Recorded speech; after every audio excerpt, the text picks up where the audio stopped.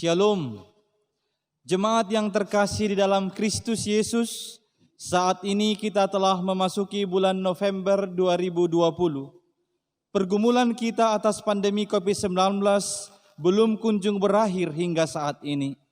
Namun, kita harus menyaksikan bahwa pemeliharaan dan perlindungan Tuhan selalu menyertai keluarga kita hari lepas hari di setiap waktu di masa yang sulit ini.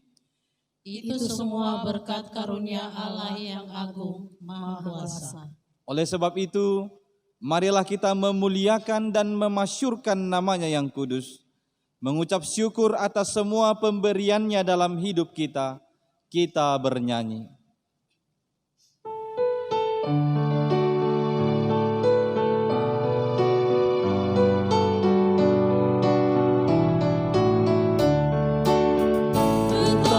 Kita tidak bersyukur, bertanah air kaya dan subur, lautnya luas, gunungnya megah, menghijau padang bukit dan lembah.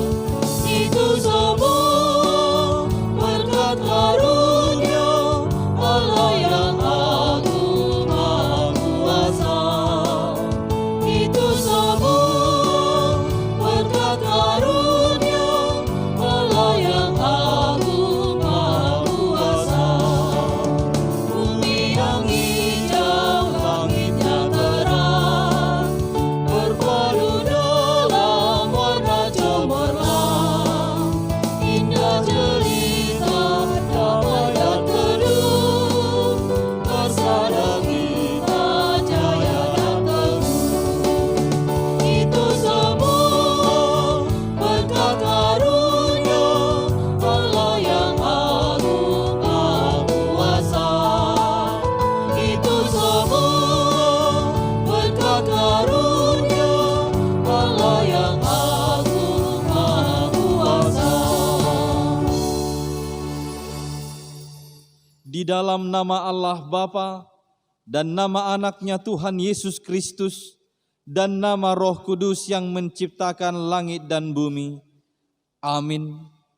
Bergembiralah karena Tuhan, maka Ia akan memberikan kepadamu apa yang diinginkan hatimu. Serahkanlah hidupmu kepada Tuhan dan percayalah kepadanya, dan Ia akan bertindak. Berdiam dirilah di hadapan Tuhan dan nantikanlah Dia. Percayalah kepada Tuhan dan lakukanlah yang baik, sebab Tuhan mencintai hukum dan Ia tidak meninggalkan orang-orang yang dikasihinya. Haleluya.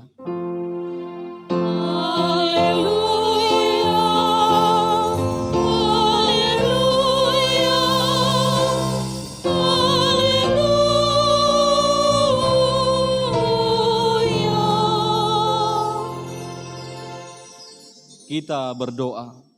Ya Tuhan Allah Bapa kami, bimbing dan kuatkanlah kami dengan roh-Mu, agar kami mendengar dan menerima firman-Mu. Teguhkanlah firman-Mu di dalam hati kami, supaya kami menjadi baru dan kudus. Tolonglah kami, agar kami semakin percaya kepada anak-Mu, Tuhan Yesus Kristus, dan memperoleh hidup yang kekal. Amin.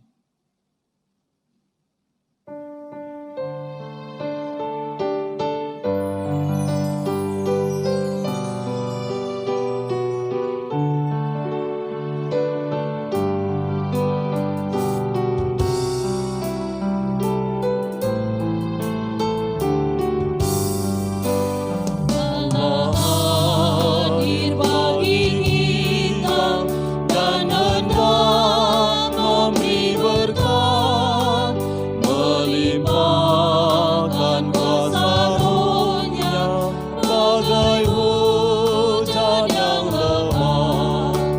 Dengan Roh Kudus ya Tuhan, umat-Mu berkatilah, baharui hati kami, oh curahkan kurnia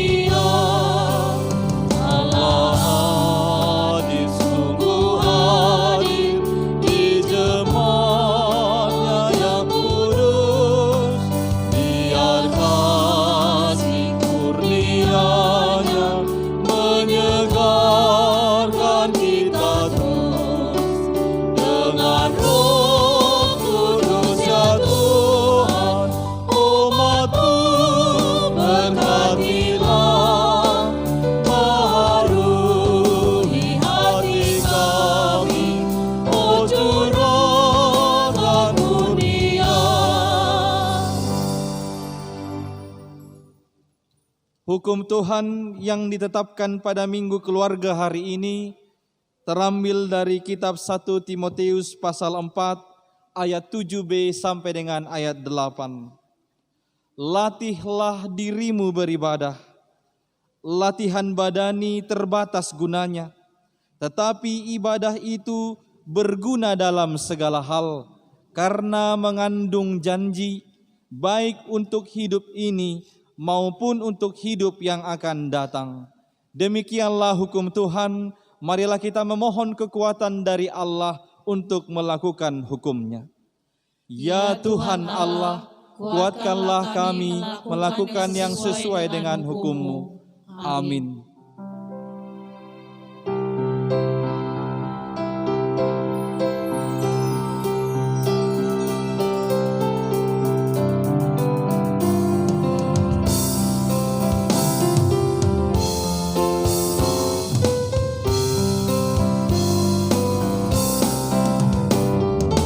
Tuhan pimpin anakmu agar tidak tersesat, akan jauhlah seterus bila kau tetap dekat. Tuhan pimpin arus hidup menderat, agar jangan ku sesat, pegang tanganku erat. Hanya di Kau sajalah perlindungan yang teguh, bila hidup mendekat, Kau harapanku penuh. Tuhan pimpin arus hidup menderat, agar jangan ku sesat, pegang tanganku erat. Ya Allah, Tuhan dan Juru Selamat kami yang hidup, kami tidak henti-hentinya berdiri di hadapan-Mu yang kudus, memohon perlindungan-Mu atas kesulitan dan pergumulan hidup yang kami hadapi saat ini bersama-sama dengan seluruh dunia ini. Berapa lama lagi Tuhan Kau lupakan aku terus-menerus? Berapa lama lagi Kau sembunyikan wajah-Mu terhadap aku? Berapa lama lagi aku harus menaruh kekhawatiran dalam diriku dan bersedih hati sepanjang hari? Berapa lama lagi musuhku meninggikan diri atasku? Pandanglah kiranya jawaban aku ya Tuhan Allahku. Buatlah mataku bercahaya, supaya jangan aku tertidur dan mati. Supaya musuhku jangan berkata, aku telah mengalahkan dia, dan lawan-lawanku bersorak-sorak apabila aku goyah. Tetapi aku, kepada kasih setia-Mu aku percaya. Hatiku bersorak-sorak karena penyelamatanmu. Aku menyanyi untuk Tuhan, karena Ia telah membuat baik kepadaku. Saya mau ikut Yesus, saya mau ikut Yesus, sampai selama-lamanya. Meskipun saya susah, menderita dalam dunia, saya mau ikut Yesus sampai selama-lamanya.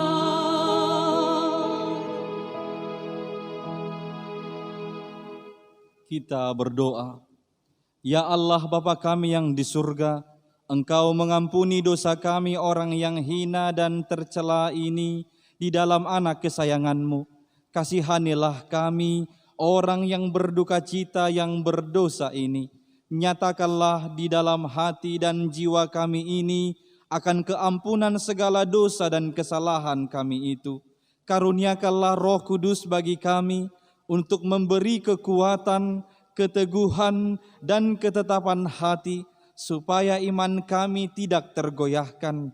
Bimbing dan ajarlah kami ya Tuhan, agar kami benar-benar dan sungguh-sungguh menyerahkan diri, hati, dan jiwa kami kepadamu saja, sebagai korban yang hidup dan kudus, oleh sebab anak-Mu, Yesus Kristus Tuhan kami. Amin. Janji Tuhan tentang pengampunan dosa kita. Marilah kepadaku semua yang letih lesu dan berbeban berat, aku akan memberi kelegaan kepadamu. Pikullah kuk yang kupasang dan belajarlah kepadaku, karena aku lemah lembut dan rendah hati, dan jiwamu akan mendapat ketenangan. Sebab kuk yang kupasang itu enak dan bebanku pun ringan. Kemuliaan bagi Allah di tempat yang maha tinggi. Amin.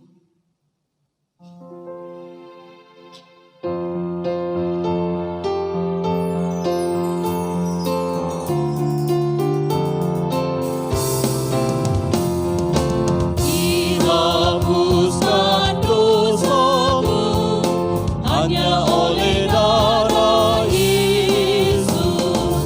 Aku pulih dan sembuh hanya oleh darah Yesus.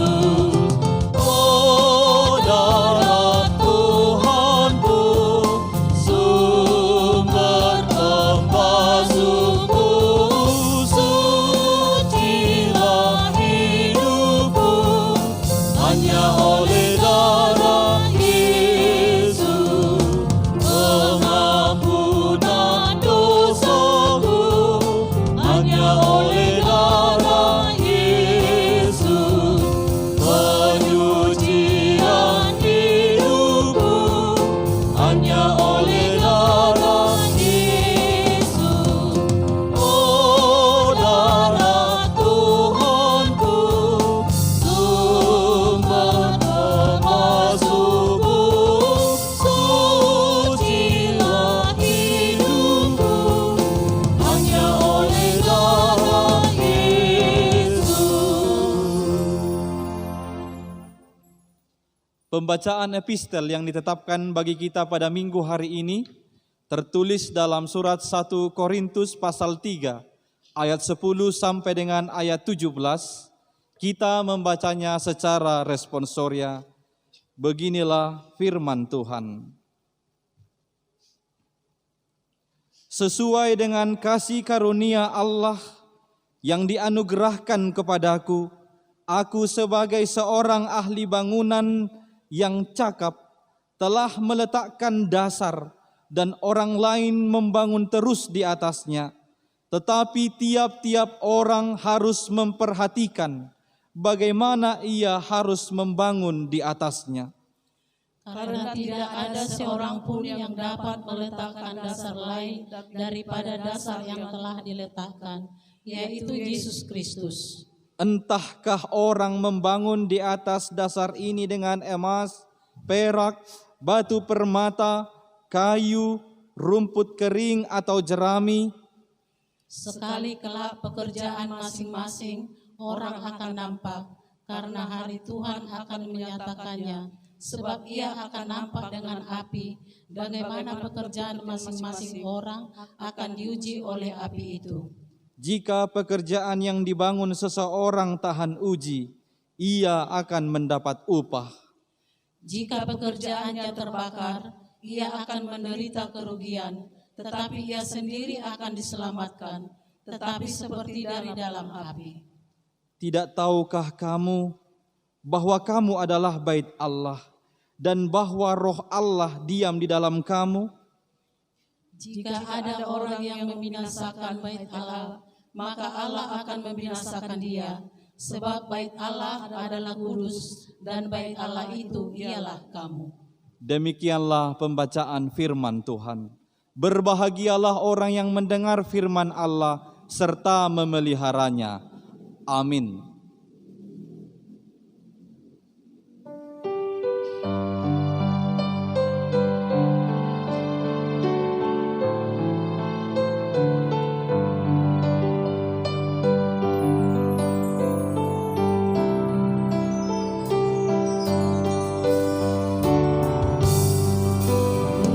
Di jalan mulia, tetap doaku inilah, ke tempat tinggi dan teguh, Tuhan mantapkan langkahku. Ya Tuhan, angkat diriku lebih dekat kepadamu, di tempat tinggi dan teguh, Tuhan mantapkan langkahku. Tidak mau menetap di dalam bimbang dan gelap, rinduanku, tujuanku, tempat yang tinggi dan teguh. Ya Tuhan, angkat diriku lebih dekat kepadamu, di tempat tinggi dan teguh, Tuhan mantapkan langkahku. Marilah kita mengaku iman kepercayaan kita. Sebagaimana teman-teman seiman di seluruh dunia, kita bersama-sama mengucapkannya. Aku percaya kepada Allah, Bapa yang Maha Kuasa, Khalik langit dan bumi. Aku percaya kepada Yesus Kristus, Anaknya yang tunggal Tuhan kita, yang dikandung daripada Roh Kudus, lahir dari anak darah Maria, yang menderita sengsara di bawah pemerintahan Pontius Pilatus, disalibkan, mati dan dikuburkan, yang turun ke dalam kerajaan maut. Pada hari yang ketiga, bangkit pula dari antara orang mati, naik ke surga, duduk di sebelah kanan Allah, Bapa yang Maha Kuasa. Dari sana akan datang kelak untuk menghakimi orang yang hidup dan yang mati. Aku percaya kepada Roh Kudus dan adanya satu gereja yang kudus, persekutuan orang kudus, pengampunan dosa, kebangkitan daging, dan hidup yang kekal. Amin.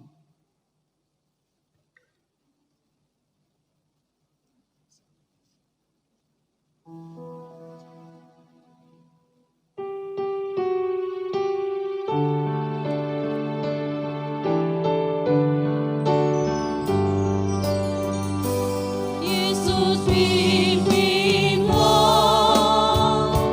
kami semuanya, hanya Dikau kami ikut di sepanjang jalan hidup. Tuntun umat-Mu masuk rumah-Mu.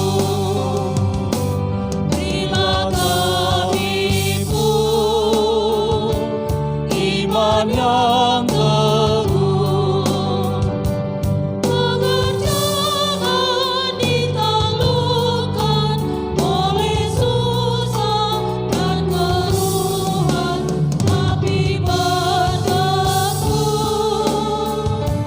ikut jalan-Mu.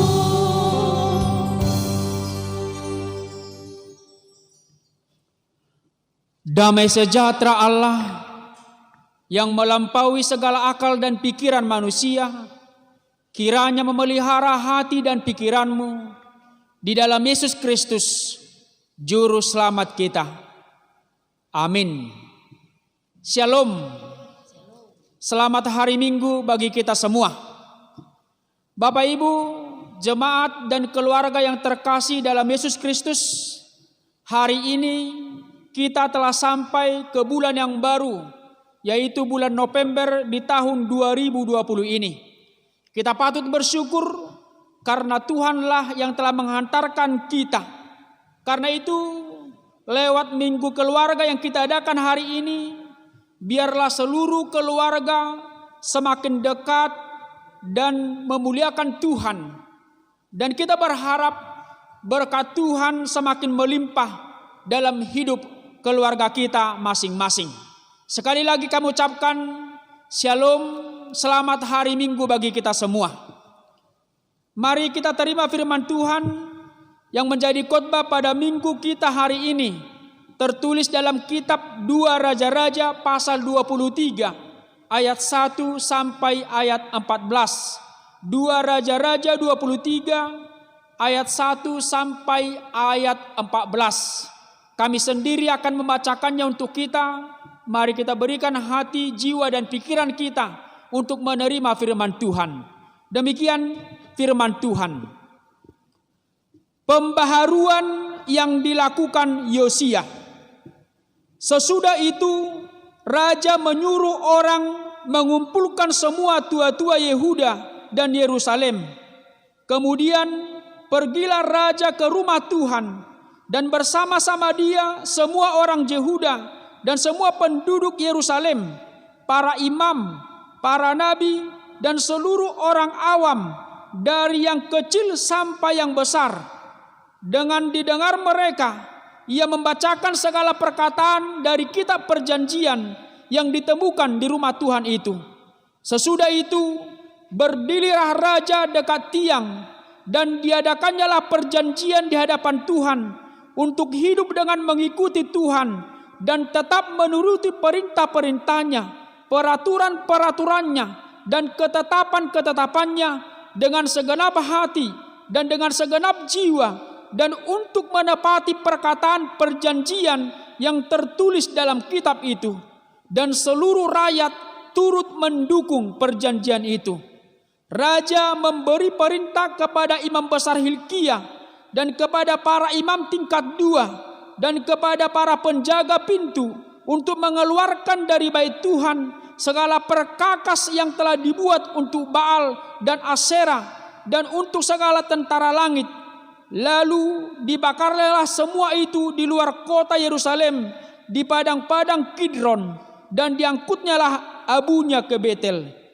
Ia memberhentikan para imam dewa asing yang telah diangkat oleh raja-raja Yehuda untuk membakar korban di bukit pengorbanan di kota-kota Yehuda dan di sekitar Yerusalem. Juga orang-orang yang membakar korban untuk Baal, untuk dewa matahari, untuk dewa bulan, untuk rasi-rasi bintang, dan untuk segenap tentara langit.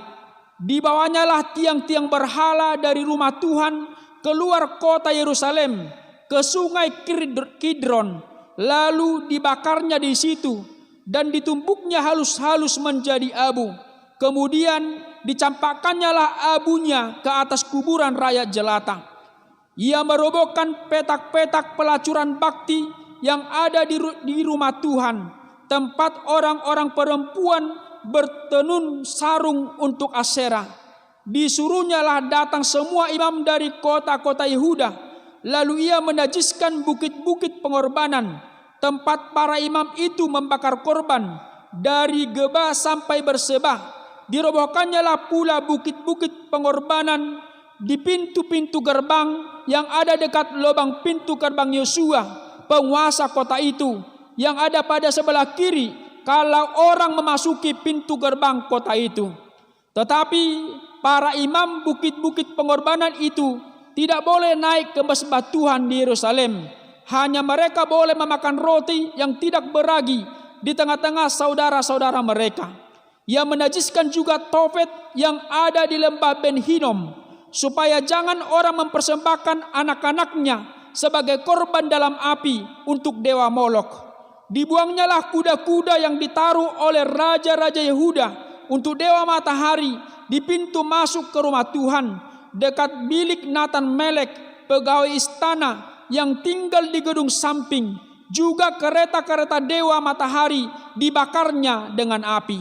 Mesbah-mesbah yang ada di atas Sotoh, tempat peranginan Ahaz, yang dibuat oleh raja-raja Yehuda, dan mesbah-mesbah yang dibuat Manase di kedua pelataran rumah Tuhan dirobohkan oleh raja dan diremukkan di sana, lalu dicampakkannya abunya ke sungai Kidron. Bukit-bukit pengorbanan yang ada di sebelah timur Yerusalem, di sebelah selatan bukit kebusukan, dan yang didirikan oleh Salomo raja Israel untuk Asetoret, dewa kejijikan sembahan orang Sidon, dan untuk Kamos, dewa kejijikan sembahan Moab, dan untuk Milkom, dewa kekejian sembahan orang Amon, dinajiskan oleh raja. Ia memecahkan tugu-tugu berhala dan menebang tiang-tiang berhala, lalu ditimbuninya tempat-tempat itu penuh dengan tulang-tulang manusia. Demikian firman Tuhan.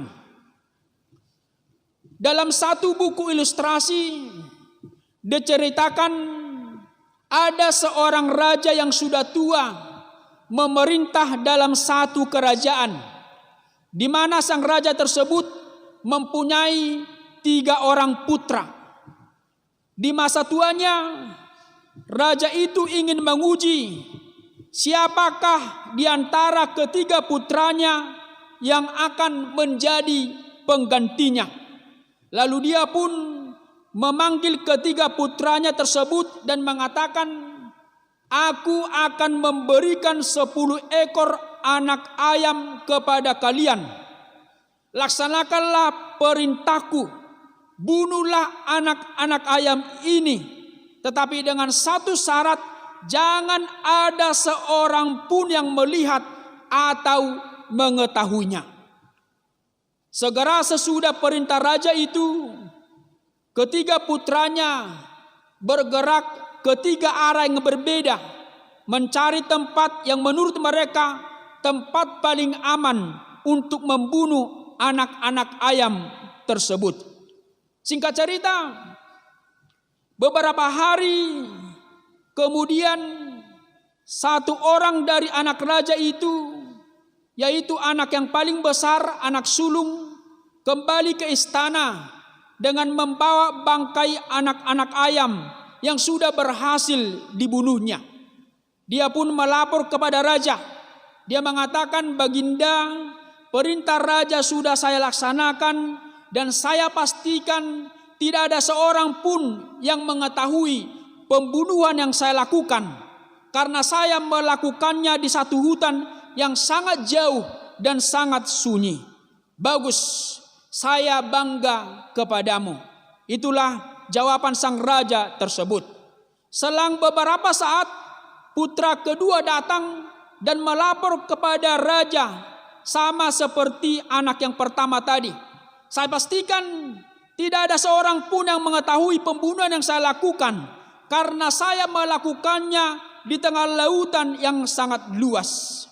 Setelah itu, anak yang ketiga atau anak yang paling bungsu datang, tetapi ia membawa anak-anak ayam yang masih dalam keadaan hidup dan segar bugar. Melihat si anak bungsu tersebut, sang raja pun menjadi murka. Tetapi si anak bungsu itu menjawab, "Bukankah ayah mengajar saya untuk menyayangi yang lemah? Anak-anak ayam ini tidak berdaya dan lemah. Kalaupun saya berkuasa membunuhnya, bukankah juga saya manusia yang menjadi saksi yang melihat pembunuhan yang saya lakukan? Maaf Baginda, saya tidak dapat melaksanakan perintah paduka." Dengan murka raja itu mengatakan, "Kalau begitu engkau harus dihukum mati." Tetapi dengan jawaban yang mantap, si anak bungsu itu mengatakan, "Lebih baik saya mati dalam ketenangan daripada berkuasa dalam kutukan suara hati karena melakukan pembunuhan. Tumagom maau mate alai sonang rohaku daripada marhuaso au alai sahalak pembunuh doau." Bapak Ibu, jemaat dan keluarga yang terkasih dalam Yesus Kristus, dalam sejarah Israel, Raja Josia terkenal sebagai raja yang memiliki karakter yang baik dan takut akan Tuhan. Kalau kita membaca dalam kitab 2 Raja-Raja 22 ayat 2 dan 2 Tawarik 34 ayat 2, di sana dikatakan Raja Josia melakukan apa yang benar di mata Tuhan dan tidak menyimpang ke kanan atau ke kiri. Karakter dan kehidupan Josia jauh dan berbanding terbalik dengan ayahnya Raja Amon dan kakeknya Raja Manase, di mana ayah dan kakeknya tersebut melakukan yang jahat di hadapan Tuhan.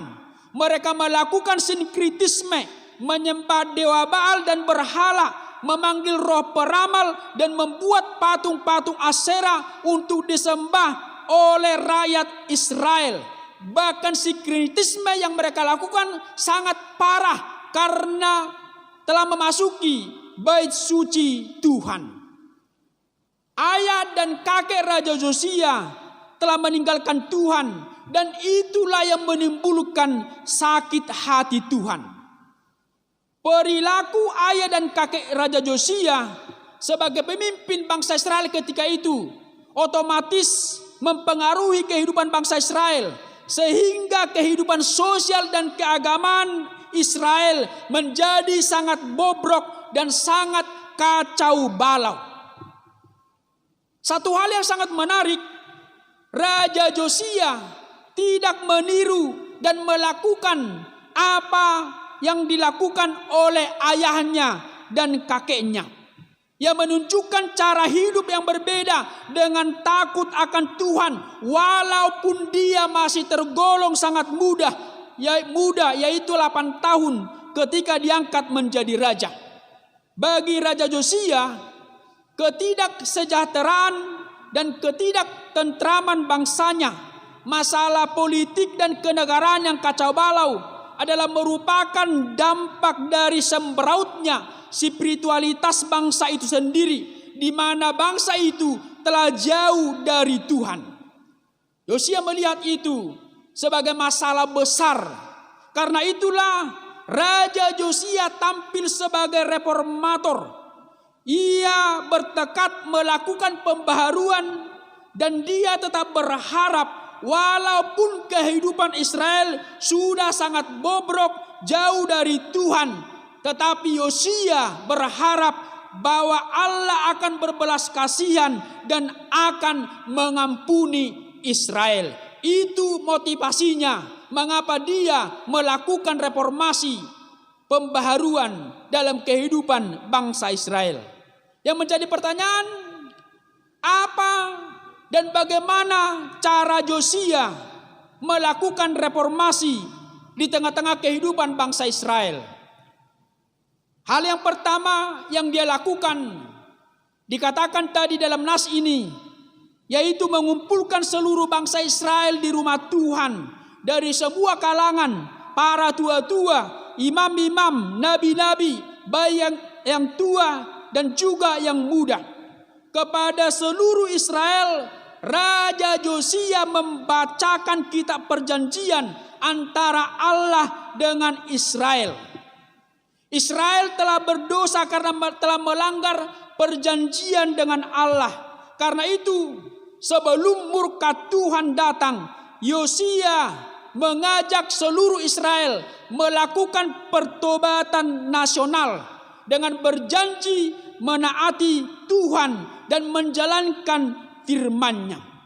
Hidup kudus di hadapan Tuhan dan taat kepada perintah Tuhan adalah merupakan kewajiban mutlak yang harus dilakukan oleh bangsa Israel, karena Israel telah dipilih oleh Tuhan menjadi miliknya. Itu yang pertama. Yang kedua, Raja Josia mengadakan pembersihan di tengah-tengah Israel. Imam-imam, dewa-dewa asing diberhentikannya, dan segala hal yang berkaitan dengan Baal dan dewa-dewa palsu lainnya dihancurkan, dirubuhkan oleh Josia. Ini dilakukan Josia agar belas kasihan Tuhan datang pada bangsa Israel. Karena jika Tuhan mau mengampuni, maka pastilah pengampunan Tuhan itu akan terjadi jika Israel telah bebas dari berhala-berhala dan juga dari imam-imam dewa-dewa tersebut. Yang ketiga, pembaharuan atau reformasi yang dilakukan oleh Josia. Raja Josia menekankan kembali ibadah dan perayaan keagamaan Israel, khususnya dalam perayaan Paskah yang dipandangnya sebagai puncak reformasi dalam pembaharuan umat Israel. Sejak zaman Samuel, tidak ada raja yang pernah merayakan Paskah sebagaimana yang dilakukan oleh Raja Josia. Padahal Paskah itu merupakan momen perayaan yang sangat berharga, di mana hanya karena anugerah kasih karunia Tuhanlah Israel diselamatkan. Yang keempat, reformasi yang dilakukan oleh Josia yaitu melalui keterlibatannya sebagai raja atau sebagai pemimpin. Sebagai raja, dia bertindak sebagai pemberi semangat. Dia bertindak sebagai motivator bagi semua lapisan masyarakat Israel dan berperan aktif mengusahakan, mengajak agar Taurat Tuhan benar-benar dan sungguh-sungguh ditaati oleh seluruh rakyat Israel. Jadi dia tidak melakukan pendekatan dengan kekerasan, tetapi dia tampil pemberi semangat sebagai motivator supaya Israel itu kembali ke jalan Tuhan. Reformasi atau pembaharuan yang dilakukan oleh Raja Josia tentu tidaklah mudah. Ia menghadapi tantangan yang sangat berat karena sinkritisme telah mengakar dalam kehidupan bangsa Israel ketika itu. Tetapi Josia penuh dengan semangat iman tetap melakukan upaya reformasi dengan tujuan agar bangsanya itu kembali beribadah dan mencari Tuhan, karena itulah yang Tuhan inginkan.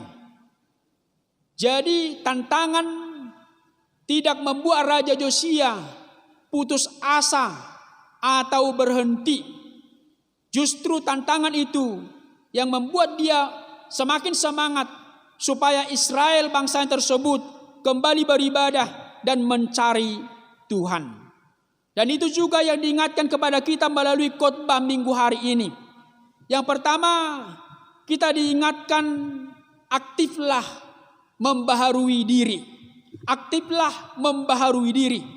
Pembaharuan yang dilakukan oleh Yosia dimulai dari dirinya sendiri. Ia tidak meniru kejahatan yang dilakukan oleh ayah dan kakeknya. Yosua mengalami pembaharuan diri secara rohani dengan menyembah dan taat kepada Tuhan. Jemaat yang terkasih, selama kita hidup di dunia ini, kita menghadapi berbagai dinamika kehidupan. Secara sadar atau tidak, kita juga bisa berperilaku seperti bangsa Israel dalam khotbah ini, yaitu jauh dari Tuhan. Karena apa? Karena ada banyak godaan-godaan di dalam kehidupan kita, seperti dalam ilustrasi penghantar atau pembukaan khotbah tadi. Dan ternyata banyak di antara kita yang tergoda menggadaikan hidup dan imannya oleh karena hal duniawi yang sifatnya sementara.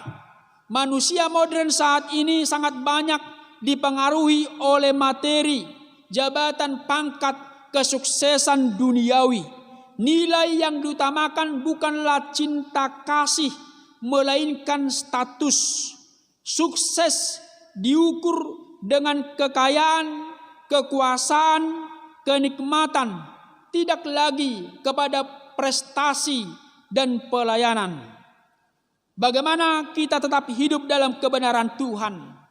Hari ini kita diingatkan pekalah terhadap tuntunan Roh Kudus, karena Ia selalu bersama dan mengingatkan kita.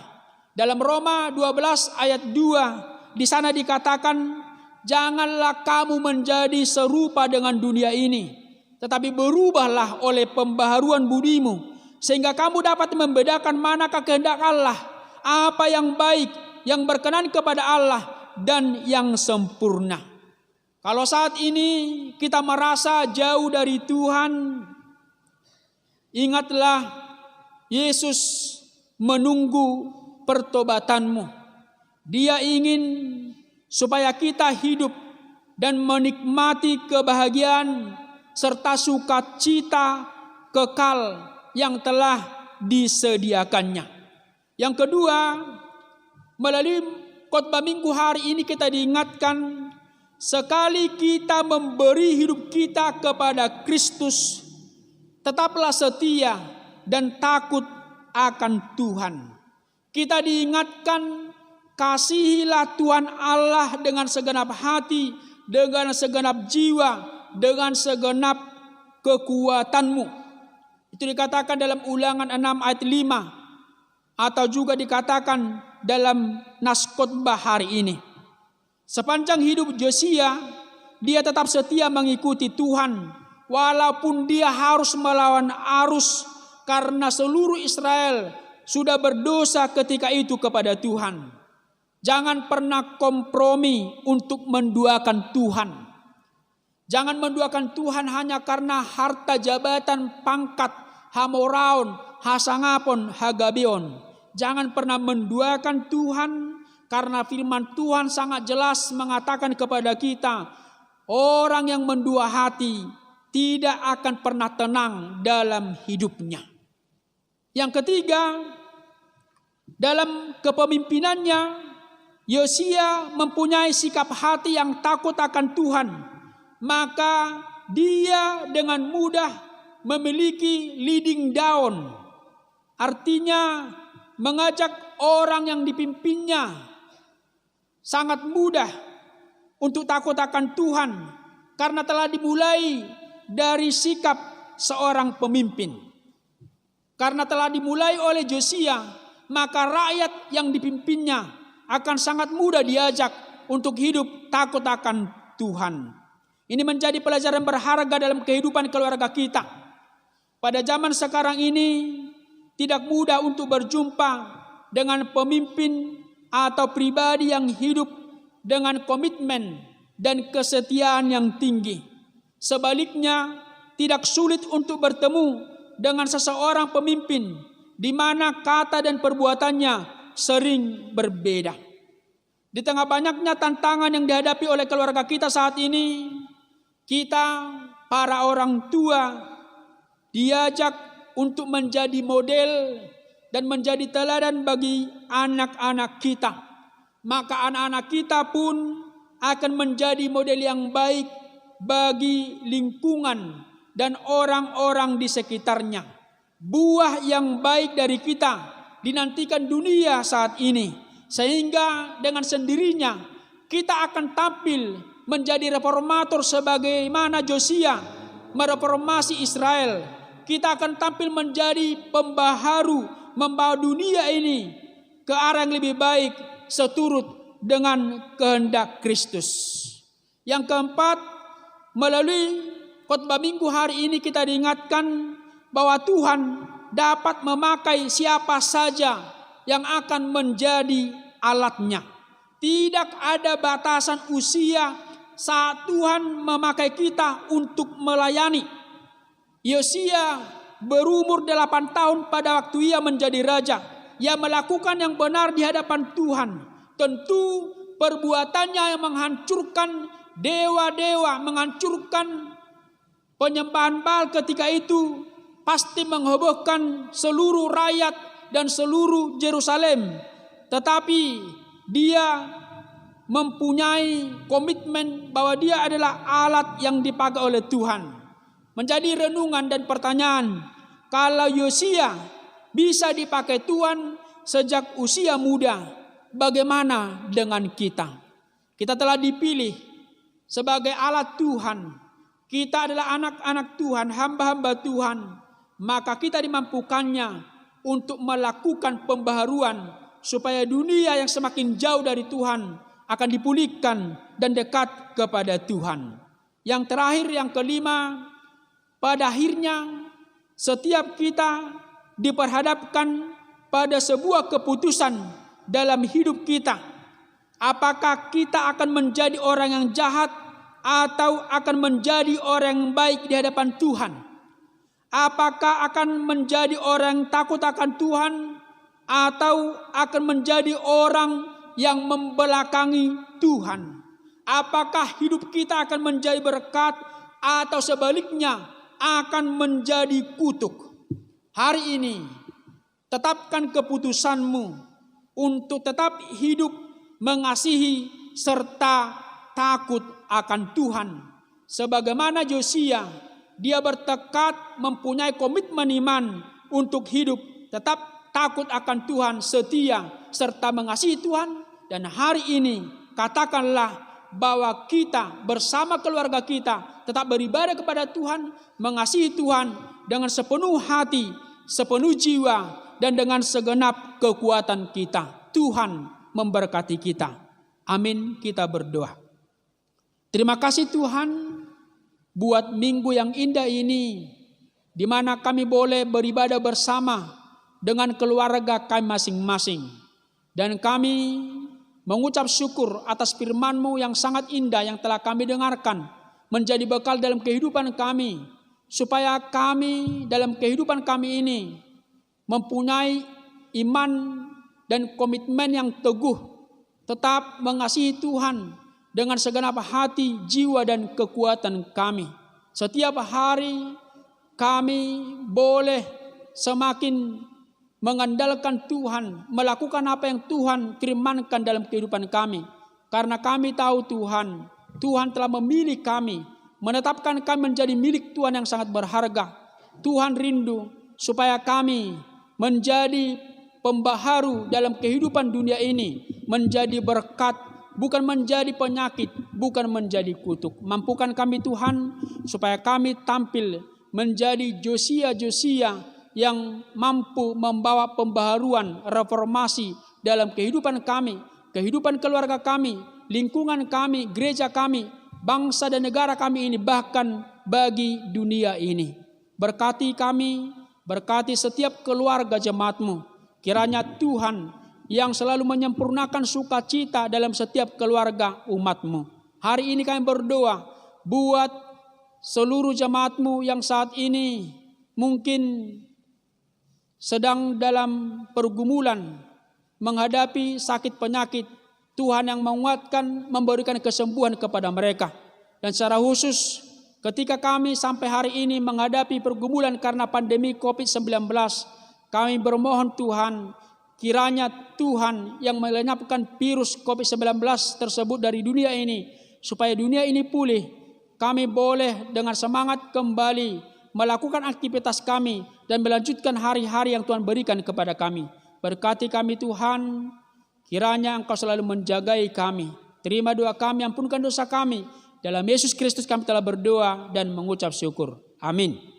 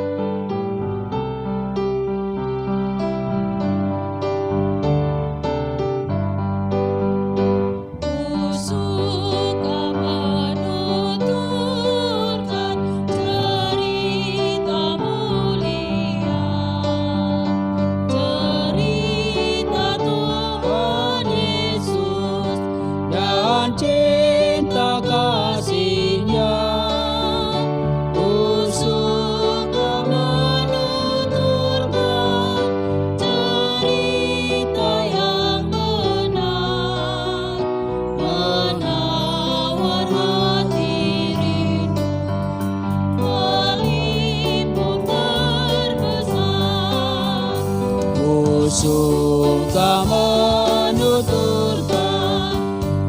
suka mengasyurkan cerita Tuhan Yesus dan cinta kasih-Nya.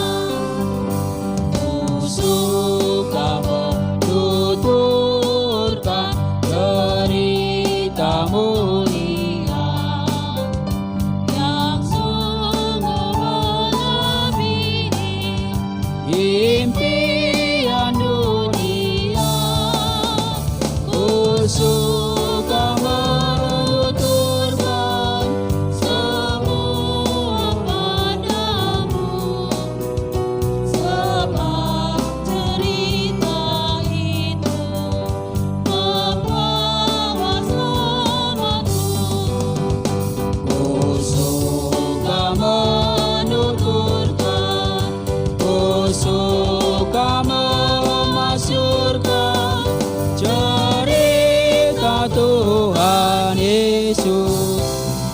dan cinta kasih-Nya. Marilah kita berdoa untuk menyerahkan persembahan kita kepada Tuhan. Ya Allah Bapa kami yang di sorga, kami mengaku bahwa Tuhan adalah sumber dari segala karunia yang melimpah dalam kehidupan kami masing-masing. Sebahagian daripada karunia itu, kami serahkan kembali sebagai persembahan kepada Tuhan. Terimalah dan berkatilah persembahan umat-Mu ini, agar dapat kami pergunakan untuk pekerjaan dan pelayanan kerajaan Tuhan di dunia ini. Bukalah hati kami untuk mengenal betapa banyak berkat dan karunia yang kami peroleh dari Tuhan, supaya kami senantiasa bersyukur kepadamu di dalam nama Yesus Kristus Tuhan kami. Amin. Tuhan karuniamu, roh dan jiwaku semua, nyawa juga hidupku, harta milikku semua,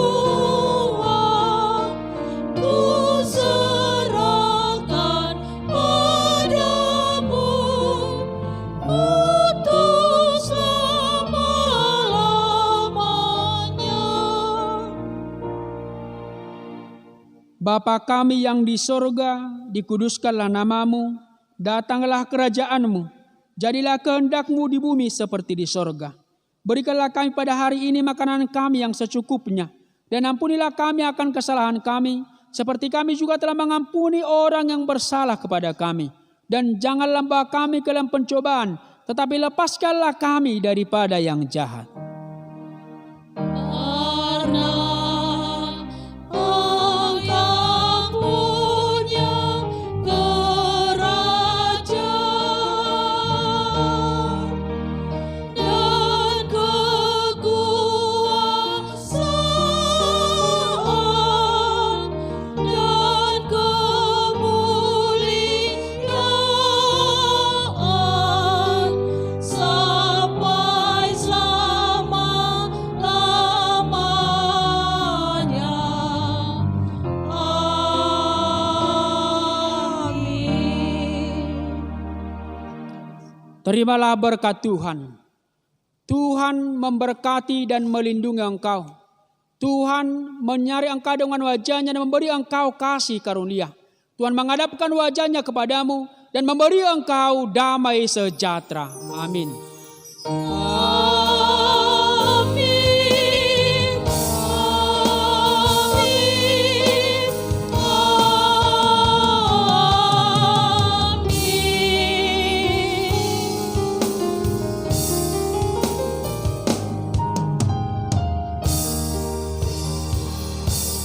Shalom.